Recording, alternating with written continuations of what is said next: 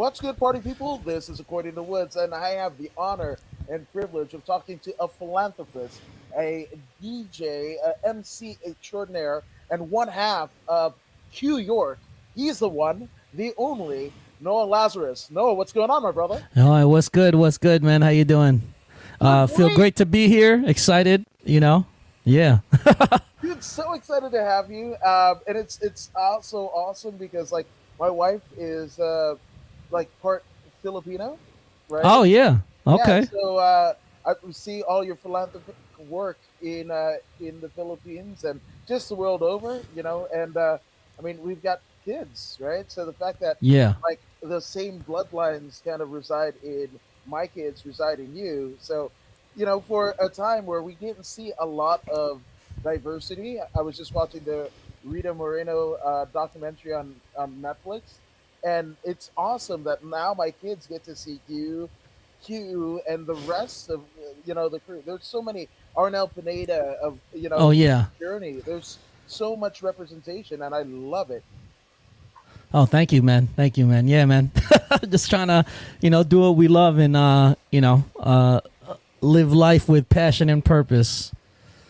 But that's one thing that you do extraordinarily well, and it's kind of really cool because like we met uh, basically at another exploration of entertainment and purpose and dreams, like the Yeah. 4D, the Yeah. 4D 4D show. fun. Yeah. Yeah, Yeah. man, Yeah. dude, What? isn't it crazy? Yeah. Crazy stuff. Crazy stuff, man. I mean that for me, like if we just speak about 4D, that wasn't even something like I was looking for. Just something that just happened, and yeah, man, it is definitely an incredible experience. To be on the cusp of something like that. Uh, you know, um, it's something that's present day now, but it's also the future at the same time. Yeah, no, 100%. Yeah, it's I kind of, and it's crazy having a recording artist on, but it's just I'm filled with like music references. Bruce Springsteen has a song off of, gosh, I forgot what album, but it's called "Living in the Future," where it's just like you're kind of stuck in between of the future, Yeah, your past, and you're kind of there trying to make sense of all of it. yeah, yeah, yeah, yeah, yeah, yeah, yeah, yeah. Which, by the way, I mean, like, there's a lot, and forgive me if I'm kind of rehashing things that you've been, asked in others, kind of interviews and what have you. But like, how did you come to be? Like, where'd you grow up? How'd you get the vibe? Because the vibe that you come with is just like cool, calm, and calculated. Oh, word. Man, I mean, I was born and raised in Queens, New York. Um, you know, and I guess that's New York is kind of like the birthplace of hip hop. So, you just grow up around it, and I think it's just something that like you just absorb. Like it wasn't anything that like you're conscious of. I mean, and I would think basically it's the American immigrant story, where my family came from overseas to America, looking for a better life, and you're just thrown into a different world, and in some ways I think like a lot of other cultures that come to America, it's like in some way coming in, like let's say me being born, or like you're like in a melting pot. So and also my family, coming from the Philippines, it's kind of like growing up in New York and in America. It's kind of like just be American. You don't have to think of where we come from, because of the struggles that we had there. And yeah, I mean, I like for actually, like when I was in high school, I was more of like I was really into sports, basketball. So I played for my high school basketball team. And I was pretty good, but then you start getting to a certain level where like you're 16, 17, and guys are already like 6'9", 200 pounds, 250, and you're like, oh wait, there's no matter how hard I work, there's different levels to this. But music was just always there. Like, let's say if you're in the park, shooting around, and with, like, you have a boombox, you're playing music, our friend's backyard, just music was always there. So when I played for the basketball team, like how I actually started like delving in, I guess, into rap or even just music was like when you go to games, especially in Queens, we used to have to take the bus. So you have a bus pass. It could be like an hour and a half ride just to get to different schools, right? To play your game. So to kill time, like we would just freestyle on the back of the bus, like while going to games, and we just mess around. It was just like jokes, but then rest in peace to my friend Dacian. Like he was actually one of the guys like, yo, you're actually good, yo. Like like you're actually. You actually have some skills, but I didn't really take it serious. I was just kind of like, whatever. And actually, like when I really decided, like I'm gonna do this, is like, it was a mix of those things. It was that realizing, like, hey, I'm pretty good in basketball, but yeah, there's different levels to this, and and and I knew the kids I was playing with. Oh, yo, these guys are really good, but these guys probably won't even make the league. So it's kind of like, wow, there's different levels, and however, I was still young. I did get an offer to go play in the Philippines, but I was a young New Yorker. I was kind of like, nah, I don't want to go. I want to be here in New York. And so what happened was probably about 16, 17, I had I got a fake ID. My friend invites me to a club, and I'm like, all right, let's go. And of course, I mean, I guess, you're a teenager. You're kind of like going through adolescence. There was a girl that I thought was cute. And then I was like, oh, but I was so shy to talk to her. I was like, nah, I ain't going to talk to her. And then, my friend, he was kind of like, yo, get on the mic. But, I was like, nah. And then so what happened was there was this rap group on stage. So this is like late 90s, probably around there. And there was this is the first time I was like in a club kind of like environment.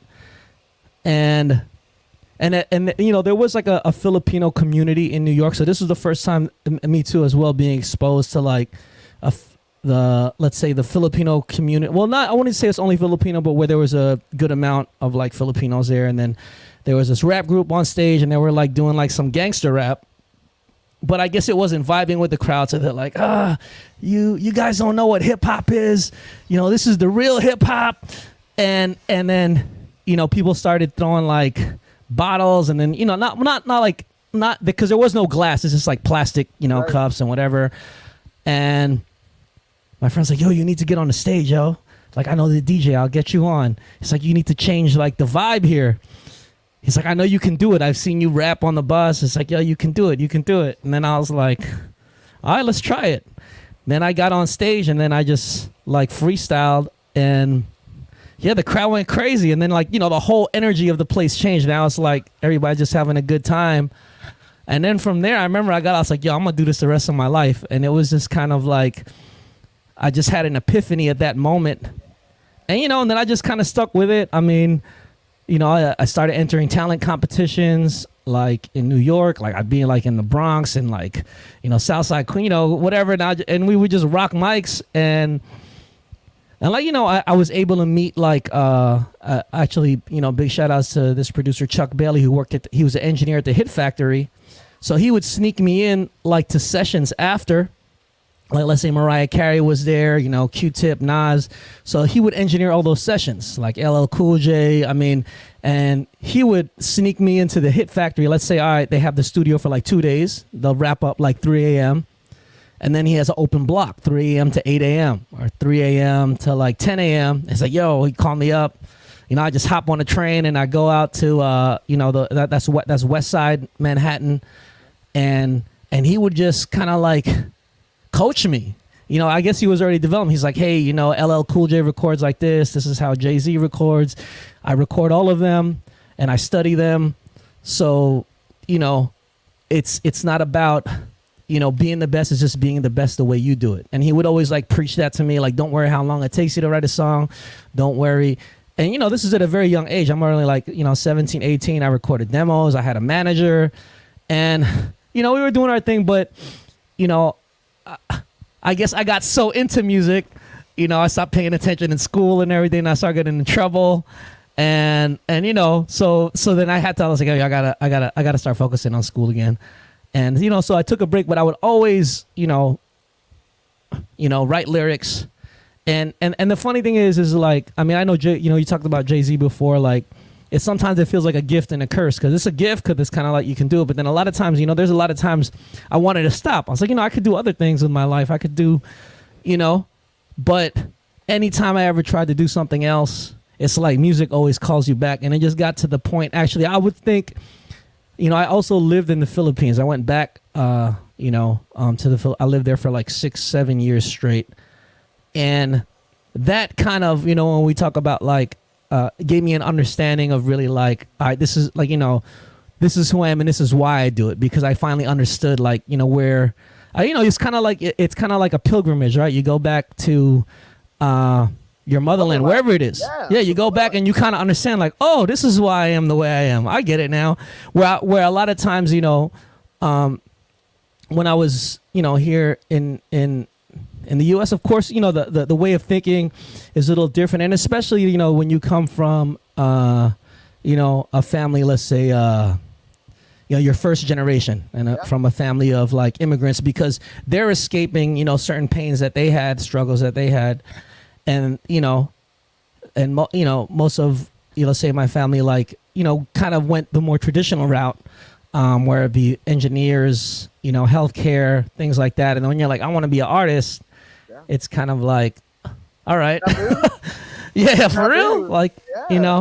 and I had that struggle for a long time, but it was kind of like, yeah, like when I went back, to the motherland, then you see people playing basketball in the streets with no shoes on, barefoot, running full court. And you're like, oh, these dudes love this game like that. Like, that's why I love it. And then, you hear music everywhere, and you're kind of like, oh, this has been like, this is in my blood. And like most of my life, I was conflicted with it because I felt like something was wrong with me.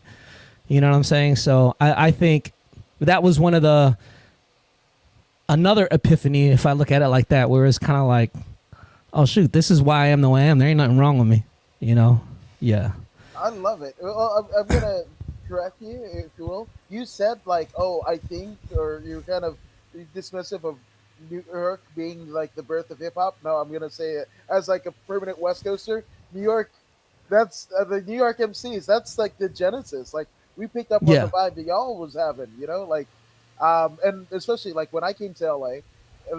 I mean, this was '96, and like going from the Bay to my mom's talk about motherland, Fiji, Mm-hmm. and we went. Where? Yeah, yeah, and then we came back Where to is it? Where's the motherland? Fiji. Oh, Fiji Fiji. Island. Yeah, yeah. Oh, wow. Okay.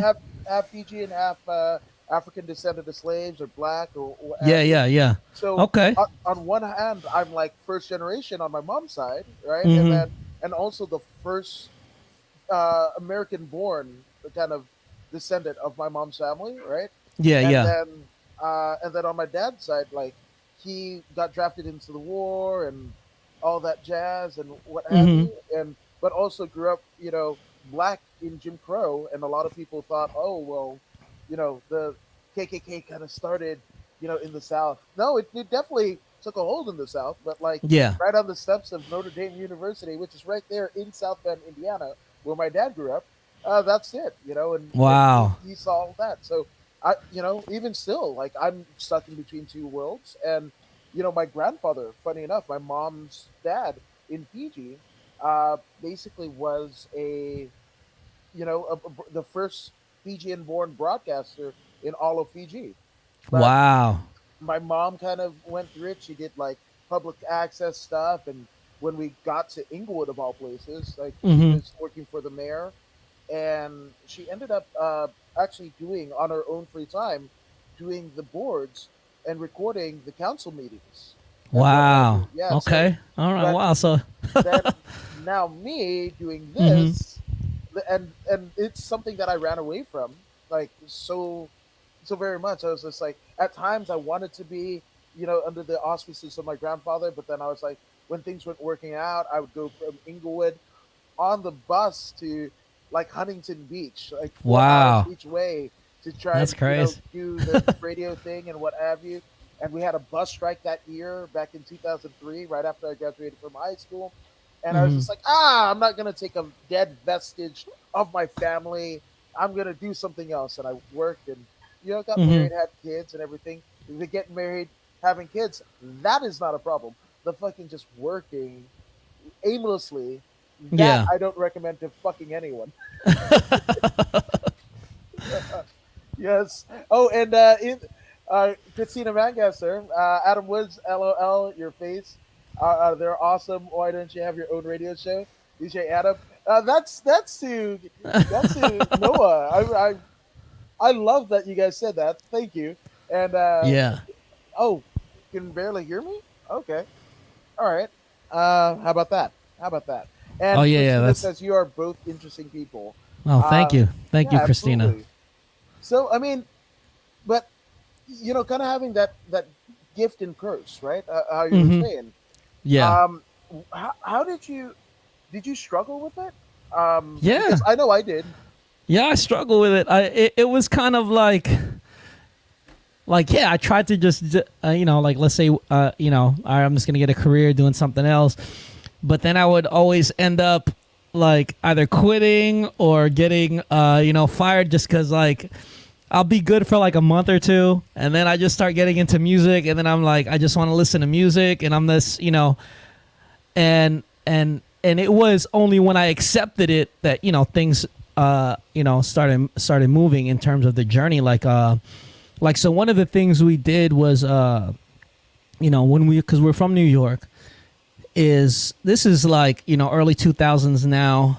We started uploading our music online, and we started like getting fans like on the West Coast. It's like, oh, you got to come to, we never seen, and a lot of it was from like the Filipino community, but also from all different communities. But a lot of like, oh, there's a lot of they call them kababayan. There's a lot of Filipinos here. You gotta, Yeah. not it's not like in New York. So, we like your music. So come out. So we basically what we did is like, because we were like gung ho, me and my boys, we would have picket signs, selling CDs. I mean, we kind of did like a lot of the East Coast tours at that time, like touring the colleges. We performed like at Drexel University, George Washington University, Rutgers. So we kind of ran the gamut in terms of like the East Coast, but we just started feeling like, oh, is this it? Like for us, like we're just gonna be like an indie group or whatever. And then when people started hitting us up online because we uploaded our music online, come to the West Coast, we just started thinking like, hey, maybe we should try it. So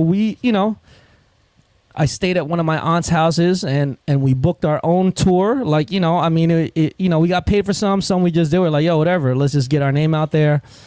And, I think I worked for like maybe like 6 months, saved some money. And we're like, oh, we're going to stay on the West Coast. So we went there for like 2 months and we did like a tour. Like we performed in a lot of clubs, etc.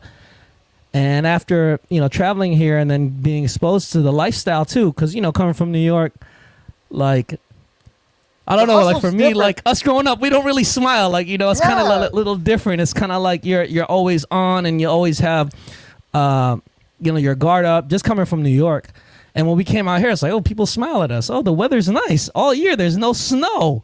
There's no, we're like, oh, wow, everybody's, it's like, people say hi to you in the street.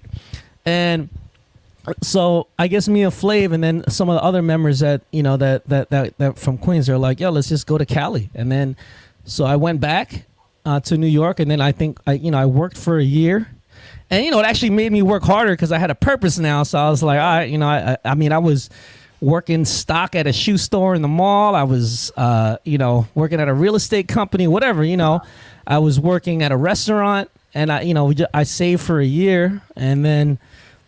And actually, I'm gonna give a big shout out. I was in college at that time, so I'll give a big shout out to Professor Tomasello. He was the head of the music department. So I was going to school for management and musical enterprise, and I mean, I was doing my thing in school. But then there was one day he pulled me aside. He said, "Hey, let me talk to you for a second," because I would just go to class and I would just kind of like, I mean, I would pass, but I would just sleep. I was like, whatever, and then there would be times we would play music, and then, since I was recording at the Hit Factor, like I'd play music, like, oh, that's you? Oh my gosh, that's good.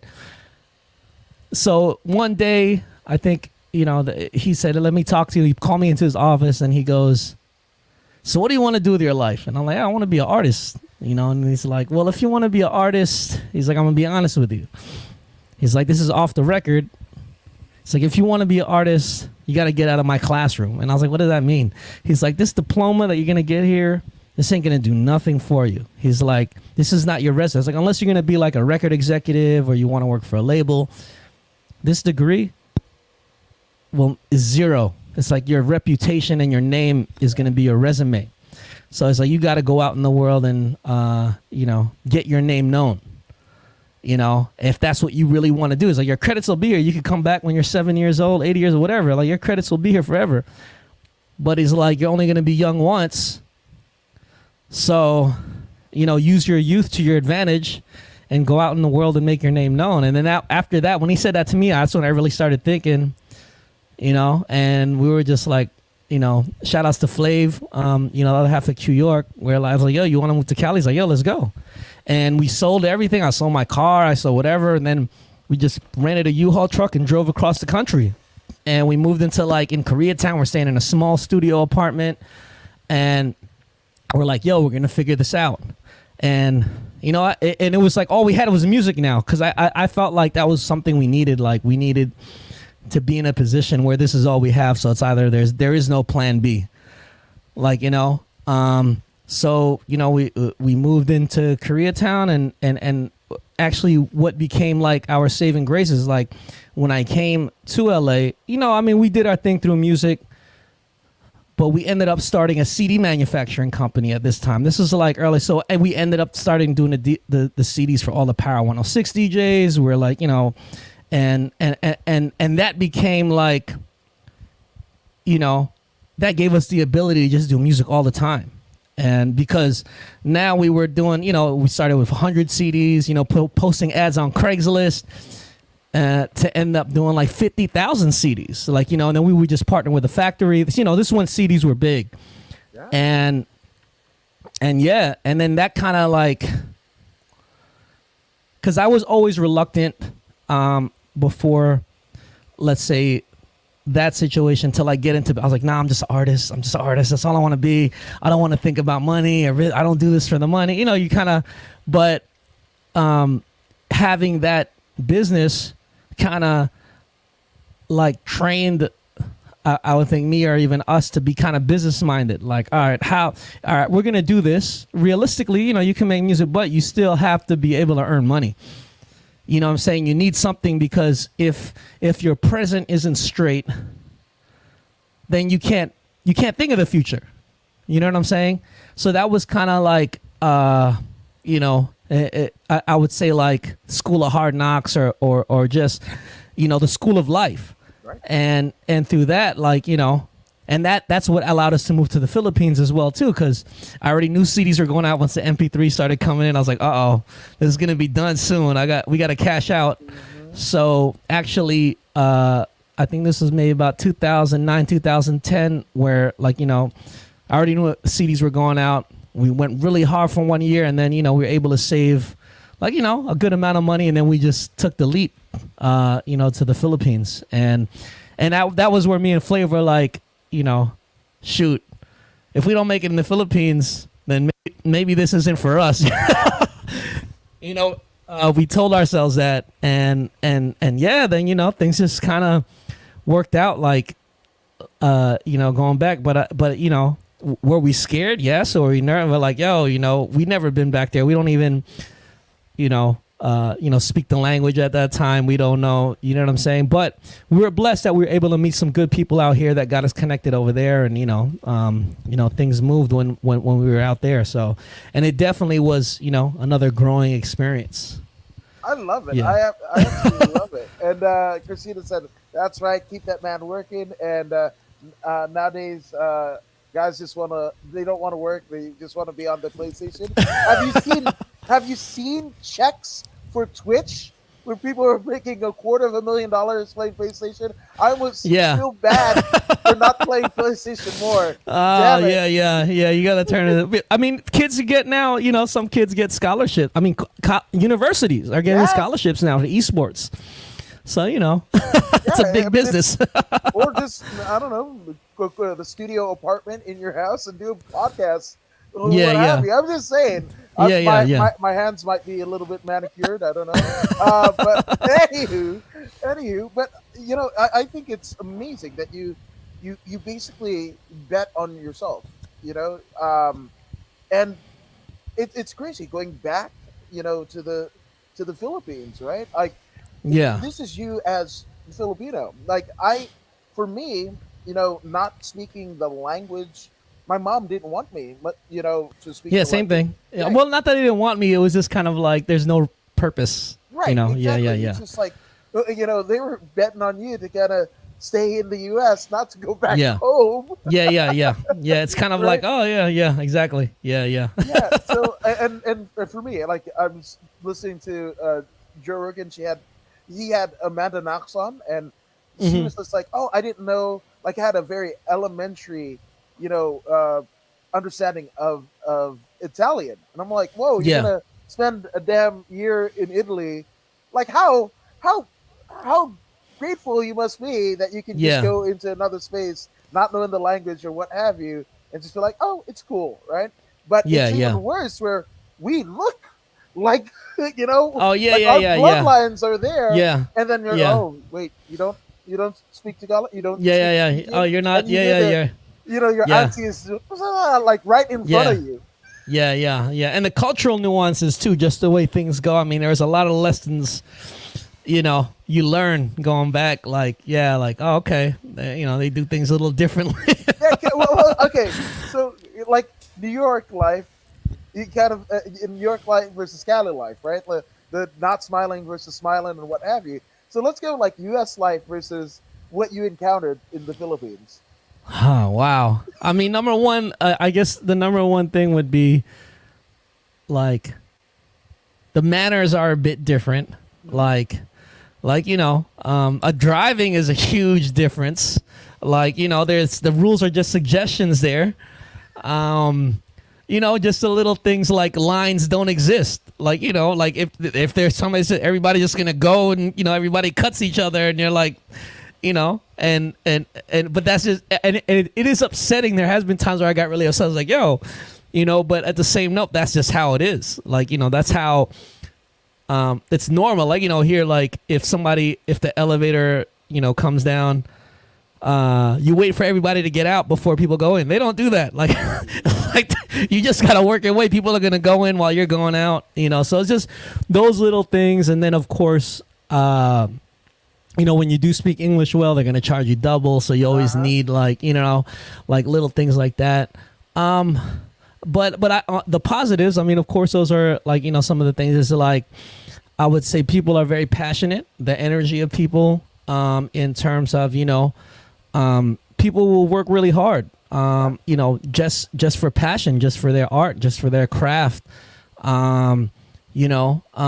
Family, the orientation of family, and how strong, the family structure is. I would think that's another thing that and then also because growing up, I guess in the U.S., you're always kind of thought of like, or you're brought up to think, all right, step A, step Right. B, step C, step D.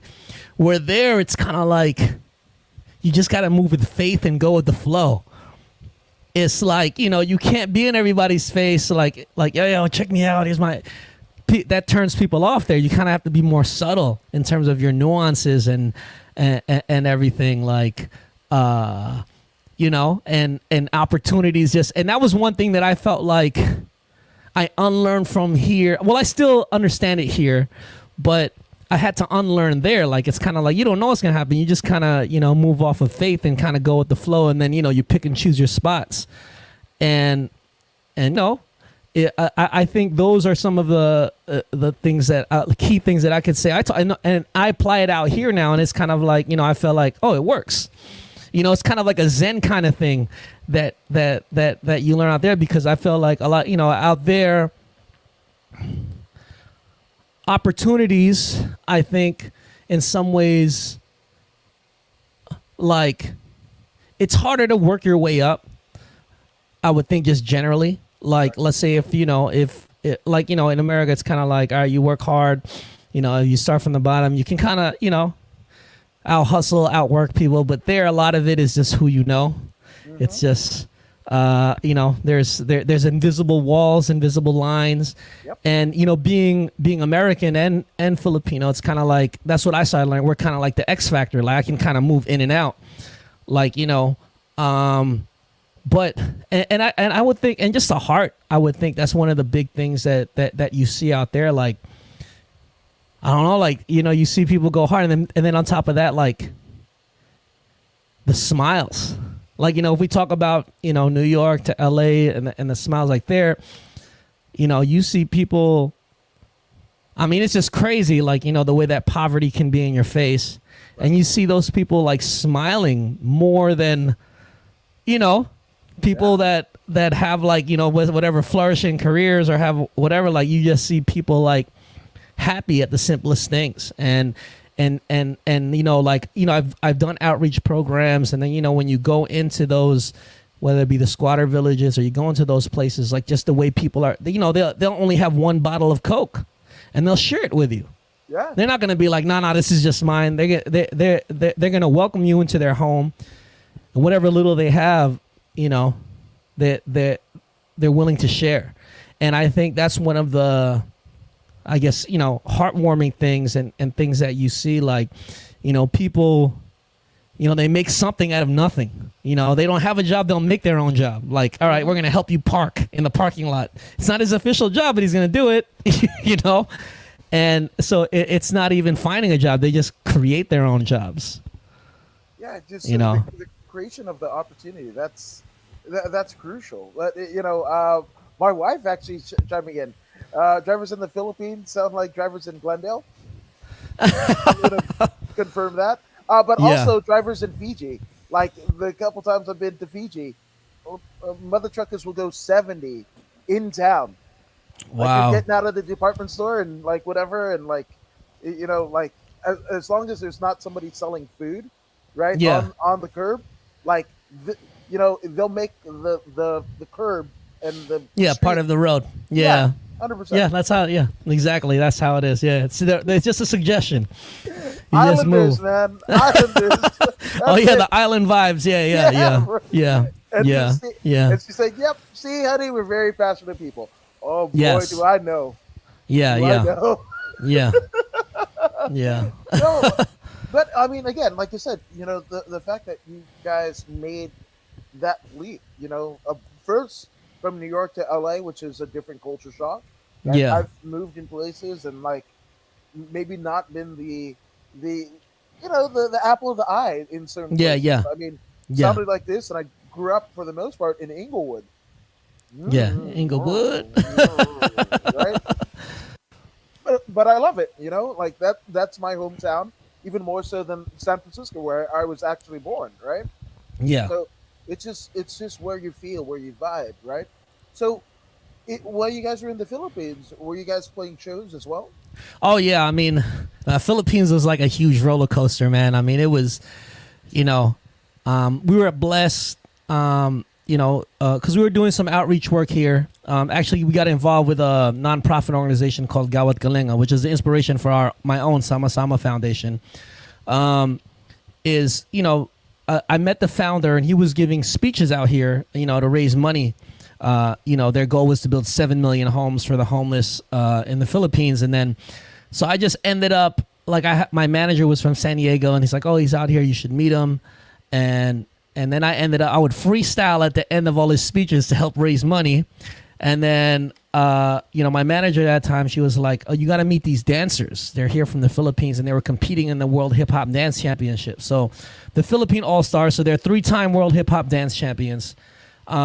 I met them after they won, I think, they won one in Italy, then they won one in the U.S., and I think I met them before they won their third one.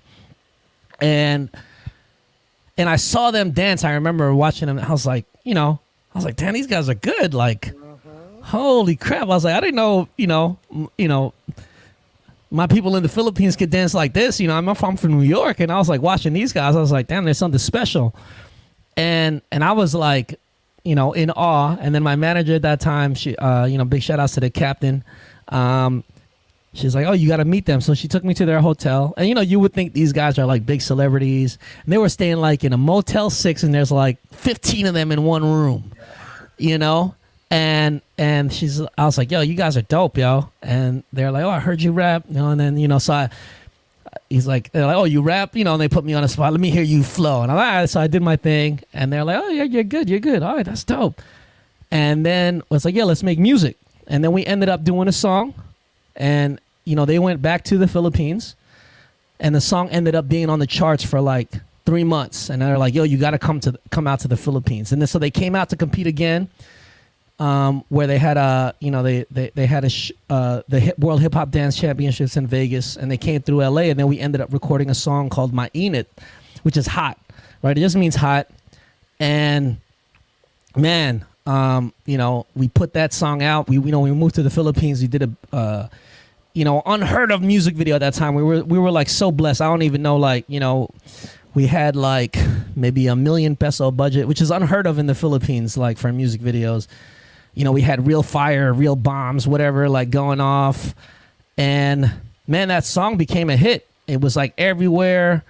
And it was in the clubs, it was on the radio all the time, and we were on TV and everything. And that was kind of like our introduction to the Philippines. We were on the highest of highs. And but of course, you learn the game. Made some bad decisions and was living beyond my means, thinking like, oh, it's going to last forever because you're doing all these shows. And you're like, then I had I had a daughter, so a lot of things. And then, you kind of realize at the end, like it got to the point where like, your songs are on the radio and you're like, yo, my songs on radio, but I'm broke. Like, what's going on now? And so because at that point too, when, I kind of, which maybe I'd say maybe that's kind of my fault. I kind of defaulted back. Like, I'm just an artist now. I don't want to take care of business. I kind of shied away from it. And we get, so it was our, I think it was like 2011, 2012, me and Flav, I was like, yo, bro, I got enough money to last like 3 months. I just had my daughter. And then, it was only supposed to be like a certain amount at the hospital. Like, let's say it's only going to be like 30,000 pesos. I could do that. That's not a problem.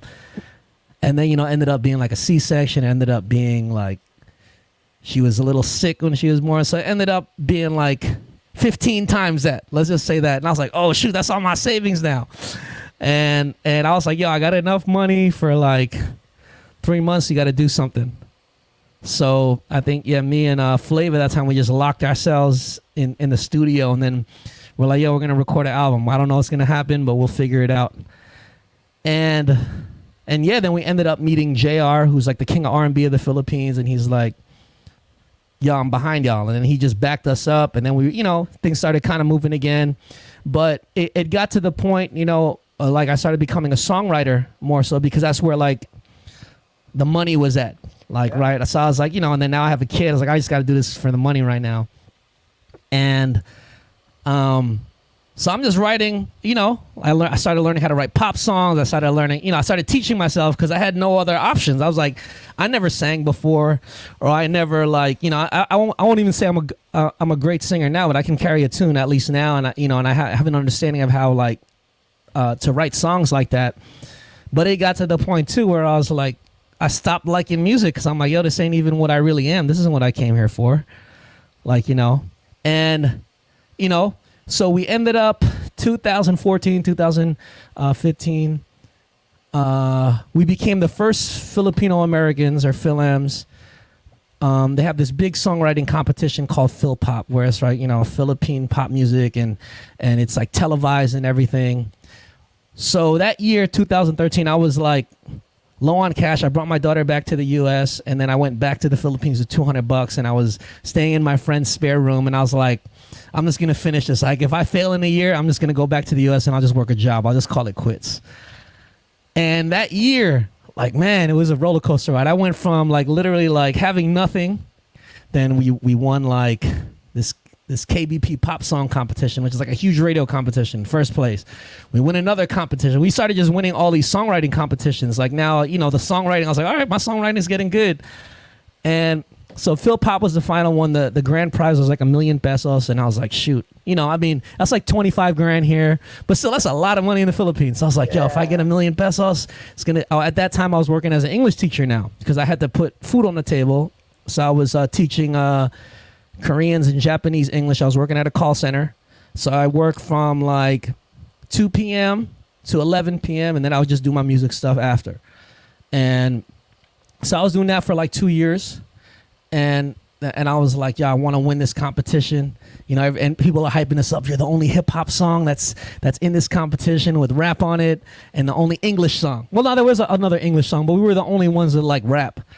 And it was a big production. It was televised. I thought we were gonna win, and then we didn't win. I was like, damn, I gotta go back to my. But big shout outs to the homegirl Patricia.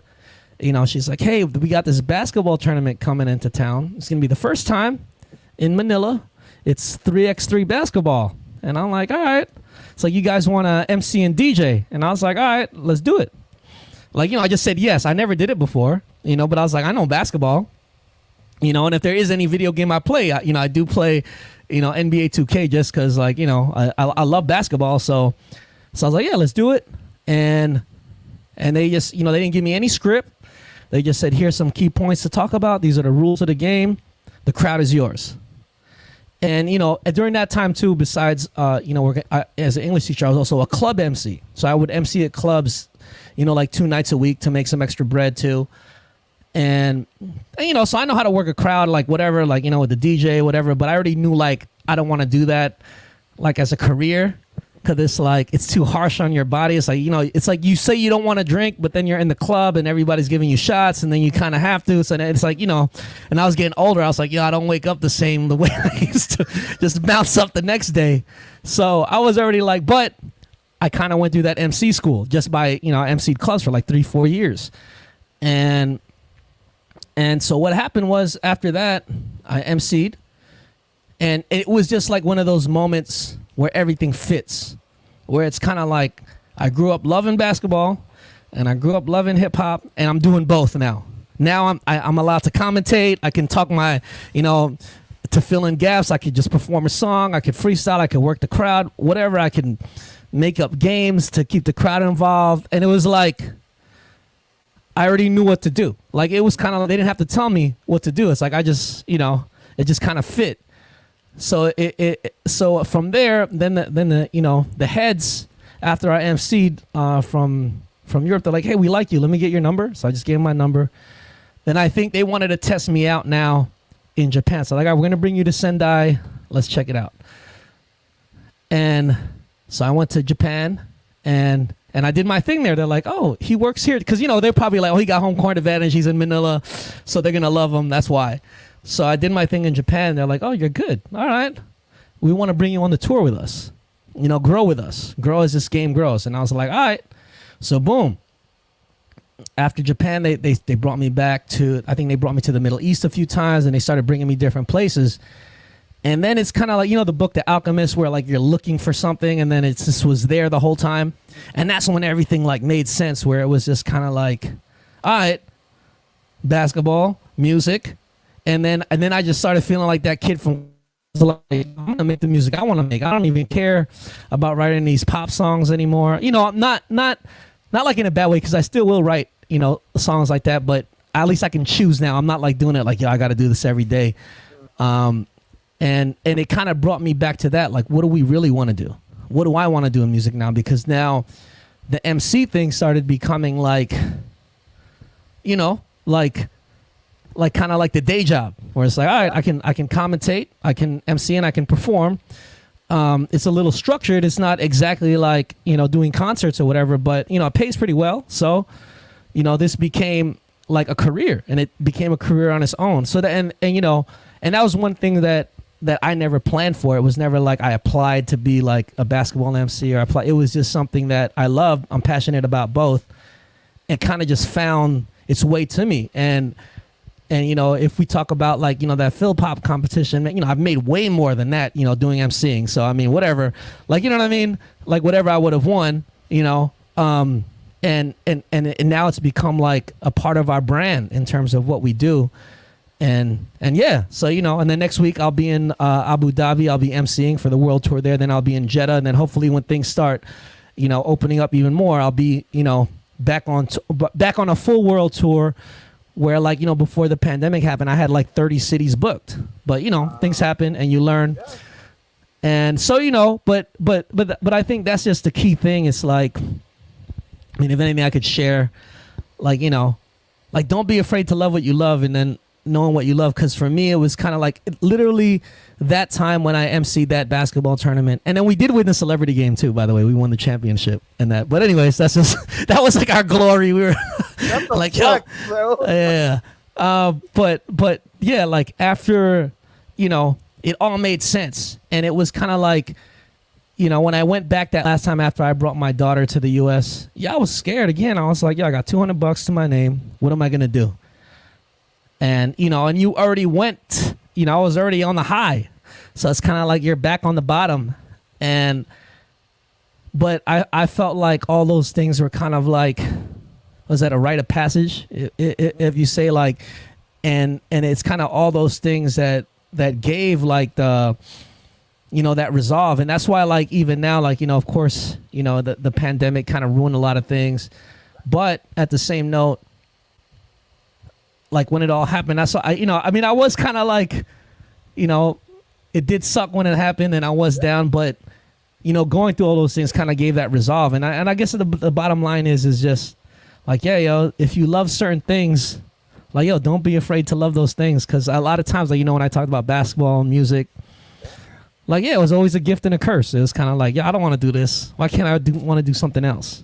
And then in that one moment, it just made sense. And it was like, all right, and through that, I've been able to travel the world. I mean, I've been to so many places, whether it be Europe, Asia, I mean, Malaysia, Mongolia, China, Switzerland, Hungary, and it's not something I ever planned for, So. And those are the best. Those are the best. Yeah. The things that you don't plan for that just kind of happen just so spontaneously. That you don't have a what is it the infrastructure for. Like like yeah, which Yasmi, it's a kind of a two-parter, whichever way that you want to answer it. Hello, Adam. I have a question for your guest. Who is your favorite MC, or who are your favorite rappers? Whichever way. Well, I mean, I'm from the golden era. So I'm gonna have to say, like, I'm from Queens. So first I have to say Nas. Of course, I'm gonna have to say, I'm from that era. I mean, the cats who are still doing it. Jay-Z, KRS One. I say Notorious B.I.G., Tupac. I mean, cats now. I'd say like J. Cole, Kendrick. Of course, Eminem. Another dude who broke barriers. But I mean, at the end of the day, I just like music that's authentic and that's real, and it has a message. So, but if those would be my favorite. I'll say Big Pun too, as well too. That was another cat. R.I.P. But yeah, I mean Nipsey Hussle, R.I.P. to Nipsey. But yeah, yo, I mean, I guess those would be my favorite. I remember I saw KRS-One perform at SOBs in New York. This is when I was still living there. I was still like probably a teenager. And he put on like Mozart and he started rapping like to Mozart. He's like, yo, this is me. And then I remember I had a hat and I just lost my hat because I dropped it and like because I was just so in awe watching him. So yeah, that was something I was blessed to be able to witness. Yeah. Well, yeah. So for mine, I got. For me, I'm not saying it's the greatest or ranking him or whatever. Oh yeah. But for me, DMX. And Oh yeah, DMX. Another cat. Yeah. R.I.P. DMX. Yeah, that flesh of my flesh, blood of my blood. And I was fortunate enough to meet him. He really does sound like that. And that's him for real. Yeah. Slipping. And although, the problems that he had with his mom and her, drug use, which he detailed in his music. I didn't have that. Like, thankfully, my parents loved me. I was their prince, right? But we didn't have a stable household. We jumped around from, the Bay to Fiji, back to the Bay, Indiana, Hmm. Las Vegas, New Mexico, Georgia, and then Inglewood, right? So like, you know, the authentic. You were talking about authenticity. The Yeah. authenticity of slipping on Flesh of Oh, My yeah, Flesh, Blood slipping, on My Blood. falling, and I can't get up. Yeah, Slipping, falling, uh, can't get up. Yeah. right. Yeah, you're speaking to my heart, bro. Like that Yeah, is yeah, it. yeah. So yeah, that's like I said, like, and of course Pac and Big E and what have you, but like for me, like that, in terms of like that song, that seminal song, Oh, yeah, to yeah. explain hip hop to people, right? Let's say people don't, like, I don't know, racial epithet, the N word or whatever the hell, Yeah, right? yeah, And yeah. you can Yeah. you can even give them the clean version, and even like, clean versions of hip hop songs. Every Yeah. other would be loop loop loop loop, right? But Yeah. but DMX slipping that, the oboe part, how it starts out, just that to me is, you can put it with Mozart and Bach Yeah, as yeah. one of those just songs that you like. If nobody ever heard of hip hop before, you put that on, and chances are you've gone through it. Whether you have money, don't have money, get a Yeah, job, yeah. whatever you identify as sexually, doesn't matter. You put on Slippin', that's it. You Yeah, figure yeah. it out. Yeah, yeah, yeah. Word, word, word. Which Hell yeah. you have figured it out, and the especially, as it kind of stands now, where your love of hip hop, embracing your culture, and then also, your love for basketball, which, I mean, like you said, you loved it, Yeah, yeah. but hell, Yeah. I love basketball too, but it's not the same. Like, I idolize Dennis Rodman, so sometimes I would hit you in the face and wear a dress. Is what I'm saying, right? Uh, So with that all being said, the fact that you've been able to kind of encompass all your loves, and to kind of, export it in a way that is not just artistically beneficial to you, also financially beneficial to you, but the creativity that you have behind it, and references that you can pull from one and use in the other. And for me, I mean, just to kind of put myself out there, I have an intense imposter syndrome, right? Because like, Mhm. I was the kid that, spoke like this and watched wrestling, and then later MMA and boxing and everything. And then now those are multi-billion-dollar companies, or at least they're owned Yeah. by. So now the thing that was in vogue at the time is vogue now, and I'm the guy where people either want to talk about that stuff for, or what have Yeah. you. And to me, it doesn't make sense to me. So do you kind of, have the imposter syndrome that all of your loves are coming together so beautifully? And I mean, the fact that you get to work with your partner in these endeavors. Yeah, yeah, yeah. So what is it called? The Imposter imposter syndrome? syndrome. Yeah, where you're So, like, I don't know what the fuck. oh yeah, yeah, yeah. Okay, I get that. I get it now. Yeah, yeah. I mean, a lot of times, yeah, I like for real, like when I MC basketball, like, cause I'm around like real deal commentators, and like my like big shout outs to 3x3 The Voice. Like, he used to, he did live NFL stuff. He was, as a real broadcaster.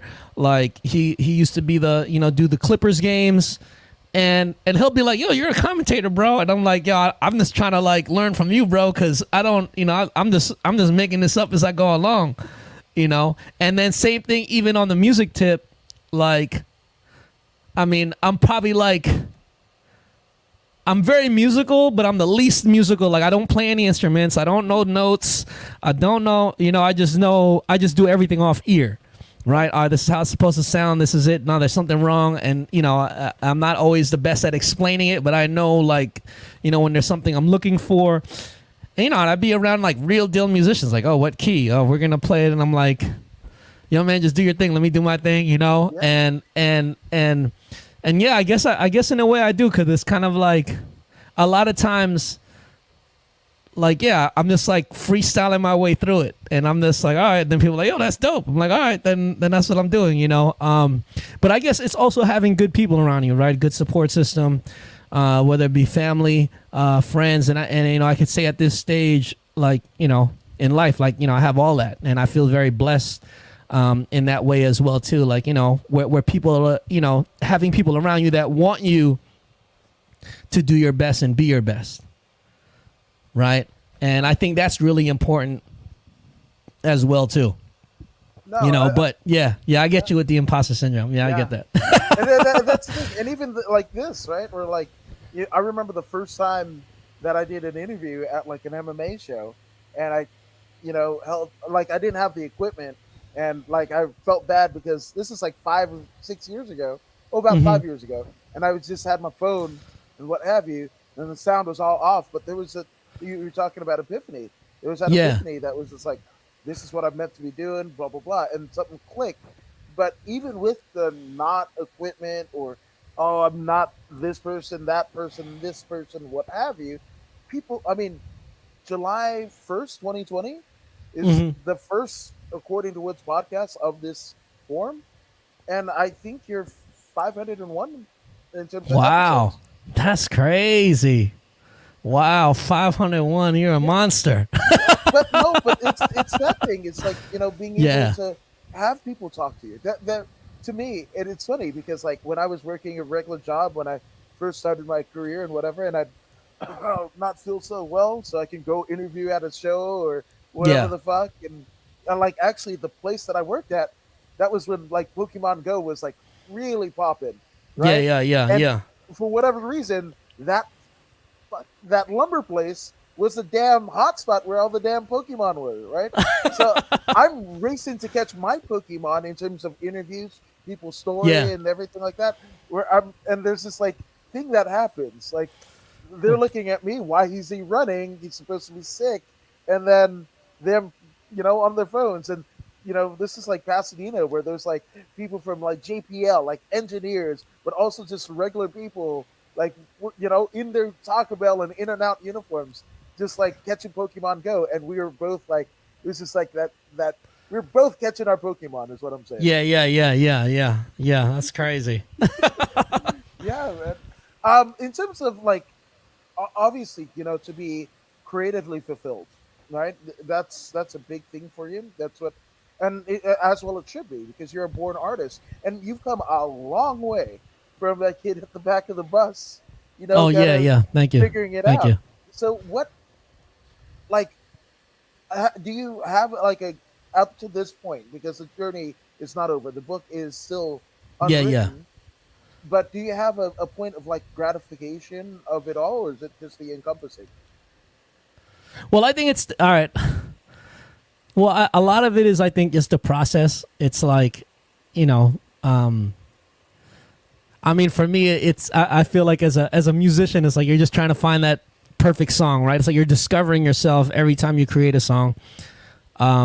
I think, artistically, that's just what it's going to be, right? Because they say what, like, musicians don't retire. You just stop when you run out of music, right? Inside you, right? So I haven't run out, which is, I guess, the good thing.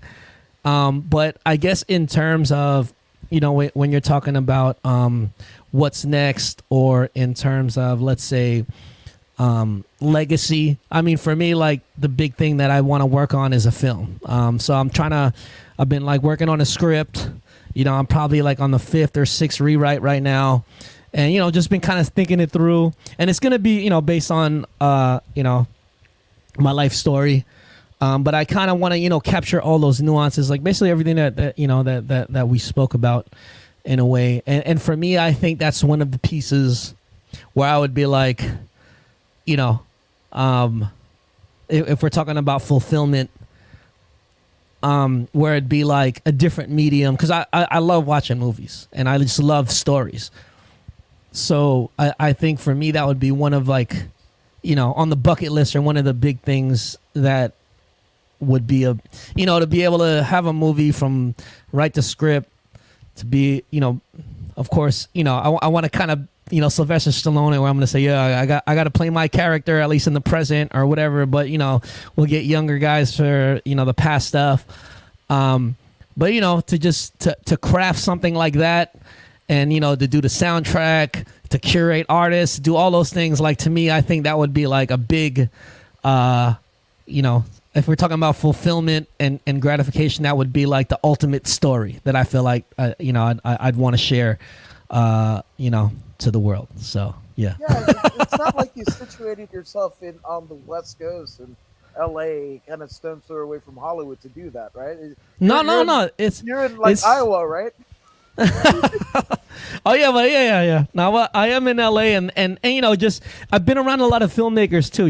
I've had that blessing to see because even all our music videos, like when we were even though we had some big records in the Philippines, the labels would always be like, oh, you're too Americanized for us to sign you, but we'll support you. So if you guys ever go to our website or our YouTube channel, youtube.com/QYORK or Q-York.com, like all our videos, we produce all them ourselves. Like we were doing everything on our own. Like and just being around that process as well too. I think kind of inspired me as well too. Like we could tell stories. So yeah. I love it. And by the way, right in the description for this very podcast, all your links, bro. I got the link for you. I got you. Oh, thank you. Yeah, Thank you. no worries. Thank you. Well, I mean, we were kind of sound checking earlier. Yeah. Apparently, you got something for the. Oh yeah, I could do some songs. All right, I'll do like I'll do a little set. I'm gonna big shout outs to Flav. He's not here with me right now, but I'm gonna do I'll do a little set for you guys. So yeah, let's just get to it. Yeah, right. I'm gonna just put you full screen, bro. So let me know when you're ready to go. All right, we ready to go. Let's go. All right. This one's called My Enid. This is a song that put us on the map in the Philippines. Let's go. Y'all can hear? Yeah.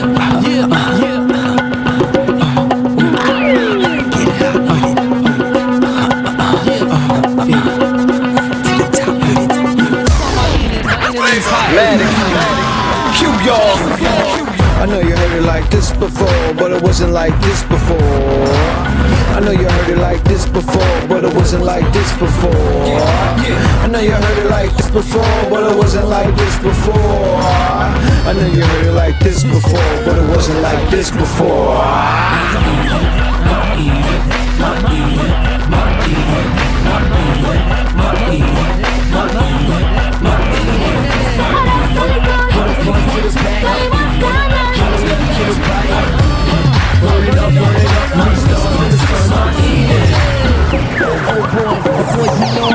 We're still here, can't be destroyed. Keep your hook, we fill the void. Party people, yeah, make some noise. You see what it is? I'm gonna find big peace. Do a handshake, make some stronger. I even want the order. I still gotta stick to tips and infants. Love is blood, fix my vision. Cause what I see is a blue land. No white products, crowd out to the tail. No my problems, I'm nothing else. No loose on the side. Let us hear it.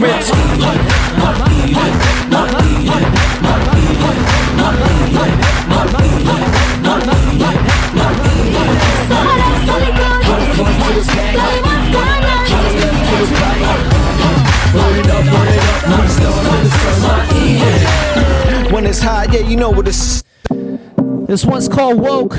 Stay woke, y'all. Hey.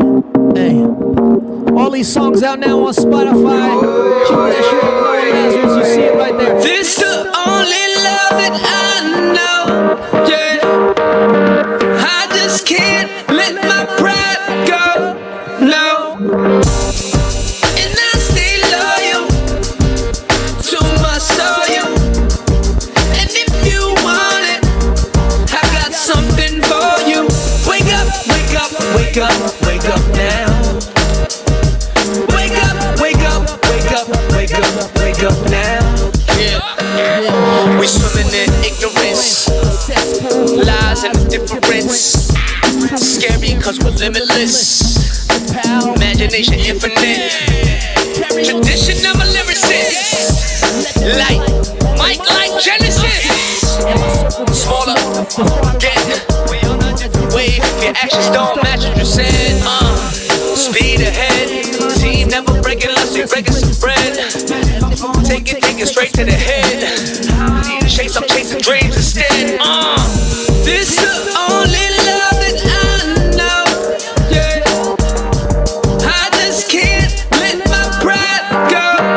No, and I stay loyal to my soil. And if you want it, I got something for you. Wake up, wake up, wake up, wake up now. Wake up, wake up, wake up, wake up, wake up now. Yeah. Shape, skin color, religions, killing each other but nobody winning. Leave for the children, seconds to destroy what we're building. Kicking common enemy for us to unify. Side by side we stand when there's aliens in the sky. Alone for a new home, cause we destroying our own. So now, all the way to the bone marrow. Truth hurts, so it's hard to tell it to yourself. And the truth is we all need help. This the only love that I know. Yeah, I just can't let my pride go. No, and I stay loyal to my soil. And if you want it, I got something for you. Wake up, wake up, wake up, wake up now. Wake up, wake up, wake up, wake up, wake up now. Through the struggles, let's rise above. Take the hate and replace it with love. Let go of what it once was. Let's rise above, let's rise above.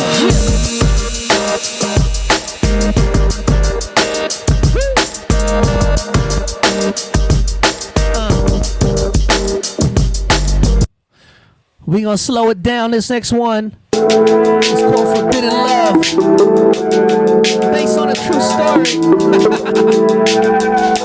Check it.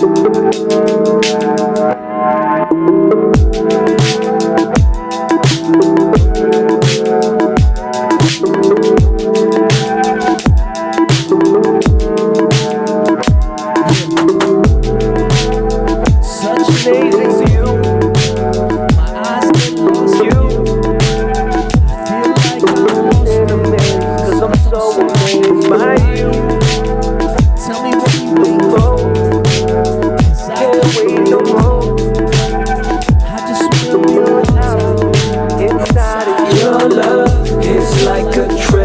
Your love is like a treasure. Your love is like a treasure for me. Yeah, you know you gonna give it. You know you gonna give it. You know you gonna get it from me. Yeah. I know we're not supposed to be together. Let's take this moment, make it last forever. Forbidden love, forbidden love, forbidden love. Forbidden love, forbidden love, forbidden love.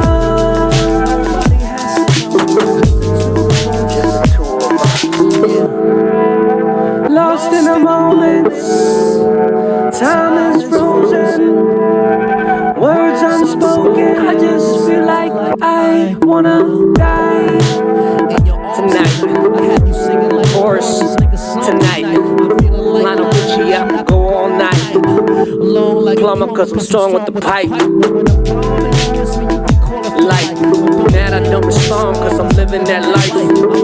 Somewhere, where wish I was there, but I know, commitments, cause you know, as soon as I touch down, visit, everything else, it's me and you, else, tense thing I ever felt, screaming and it's not for help. This one right here is called It's It Up. We just dropped the music video. We're taking y'all back to New York with this one. Shout out to Flavor Maddox on the beats. Started in the basement, now we're moving up. We don't care what you say,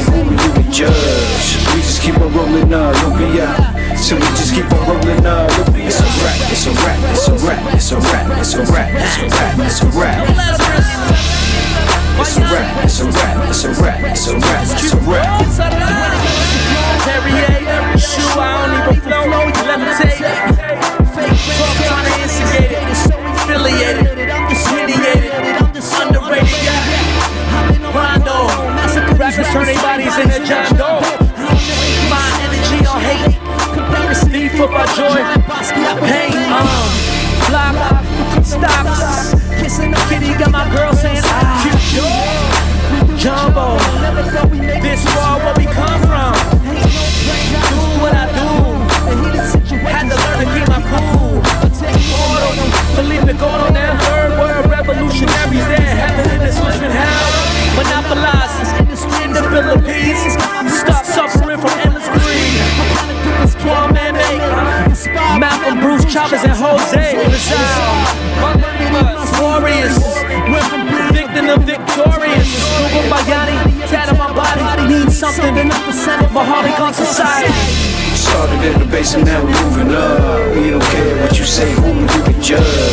We just keep on rolling up, don't be out. So we just keep on rolling up. It's a rap, it's a rap, it's a rap, it's a rap, it's a rap, it's a rap, it's a rap. It's a rap, it's a rap, it's a rap, it's a rap, it's a rap. It's a wrap. We just keep on rolling up Lumpia. And now for the last song, it's called Werpa. And if you ain't know, Werpa means power.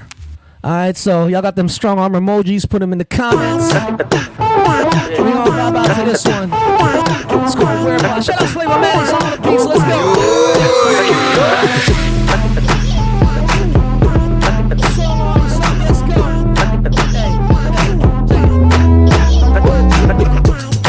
You know I'm short of shit. Better listen to what he say. Like I said, 100 authentic. I'm a killer with a pulling a boom back, boom.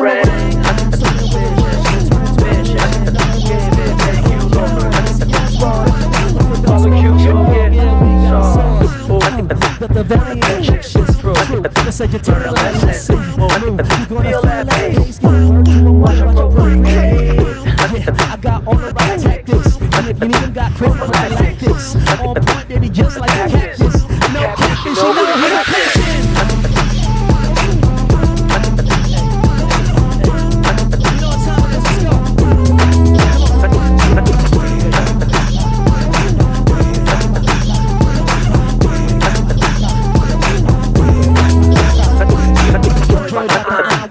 Smoking mics like the backbone. Even grandpa wanna see you get low. Sorta like shaky chicken mojo. Sort it all. Currency exchange.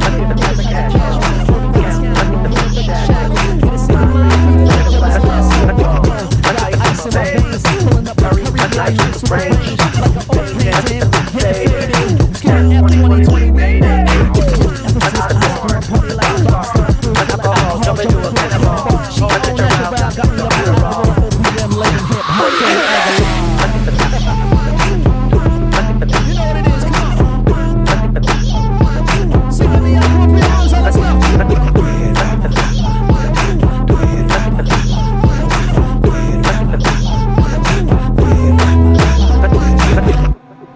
Yoy. So once again, I am Knowa Lazarus of Q York. Thank you all for tuning in. Yoy. He's That good. was so fucking great. Oh my god. Thank you, my brother. Thank you, This my is- brother. No, I was just I might have DM'd you. My wife, and son were vibing. And again, like Oh, you that's were saying, super dope, man. Thank you Yeah. guys for vibing. No, absolutely. And the missus says, "Happy birthday party to me up in here." Yes, Knowa happy Lazarus. birthday. There you go. That's the missus. Yeah. Yeah, maligayang kaarawan. Happy Yeah. birthday. No, and I am so much cooler just because you did that. So you've increased my street cred. So Oh, I think likewise, man. Likewise, man. no, and again, like, shout out to you, shout out to Flav and everything that you're doing. But again, you said it once before, and you alluded to everything that you're doing. Of course, I linked everything in the bio and description. But obviously, there's been a lot of people that have attributed to your success, both professionally and personally. So, Noah, my good brother, go ahead, take as long as you like. Let's get some shout outs up Oh there. yeah, of course. Big shout outs to Flavomatics, the whole Q York Entertainment team, Johnny D, Ghost Teeth, Jerice D1, Direct Leandro. All everybody that supports what we do. Of course, 4D Fun for connecting us. Shout outs to my family. My mom's, my pops. My sister's in town too from New York, so I'm be hanging with her tomorrow. My daughter. And just everybody, shout outs to the whole 3x3 family, for believing in what we do too. And, just everybody out there, looking for, good music, good vibes, good times. I mean, that's what we all about. And, it's Q York Edutainment. So, we try to, lace that applesauce with some medicine. We putting, some knowledge in there for y'all too. And, just everybody who supports. I mean, shout outs to you, to your wife, Mary Kay Woods. Happy birthday. Thank y'all for vibing. I mean, for me, it's it's kind of like, every time you perform, even if just one, whether it's 1 to 1,000,000 people or whatever, you give it that same effort. So I just feel blessed, to be able to share, our music, with you all, yo. So, yeah. There you go. She is definitely more ethnic than I, so shout out to her. But also, one last question, because you mentioned your folks. Are Yeah. they, with everything that you're doing, have they kind of coaxed you into maybe getting a real job now? Well, I think it's kind of like, I mean, they know I work, so I think I got their support, and I feel blessed, to have their support. They know that I'm I guess stubborn in that way, so I'm gonna go do what I do, and do it, like Frank Sinatra, but don't ever sing that song at a karaoke place in the Philippines. I did it my way, but no, don't ever sing it at a karaoke place in the Philippines. Just No. No, I know. you know about that? No. Shout out to Harvey Castanalo, who's a matchmaker, MMA matchmaker in Yeah. Southern California. But he told me about a story about. Yeah. Yeah, it's not. I did it my way, but I would never sing it in a karaoke bar. Yeah, 10 points. 10 points there. No, 100%. Yeah. Now, obviously, like I said, it's down in the description. But for those who want to contact you and follow everything that you're doing on the Yeah. interwebs, where can they do Yeah. so? Okay. So you see right there on my those are our IG handles at Knowa Lazarus at Q_York. You can stay posted there, and then also go to our websites q-york.com and NowaLazarus.com. So basically the same, except for the Q, it's not an underscore, it's a dash. But yeah, yo, just follow us. Hit us up anytime. Yeah, we reply. Yeah, no, but not on absolutely. Facebook, because Facebook, I that Facebook, on our fan pages gets too crazy. So yeah, IG is best. Oh, yes. But no, Noah, thank you so much for. Oh, thank you, bro. Nah, man. Yeah. This was awesome. And again, like I was saying off air, like we were on sound check, and I was like, I think I'm falling in love with hip hop again, which hasn't happened. All right, in word. 20 That's years. cool, man. Thank you, man. I appreciate that, man. No, that's all you want, brother. Like, damn. No. And thank you guys for joining us here at According to Woods. And if you haven't already done so, go ahead and like, share, and subscribe to the According to Woods podcast on Facebook, YouTube, and Twitch. I mean, Noah, you're subscribed to the podcast, aren't you? Oh yeah, I'm subscribed. YouTube subscriber, yes sir, and Facebook, yes sir. Yes. So be like Noah, be like me. Go ahead and subscribe to the podcast. But if you don't believe me, you don't believe Noah, and I don't know why you wouldn't. Well, here's Zeta Zhang to convince you. Hey, this is Zeta Zhang. Make sure you subscribe to According to Woods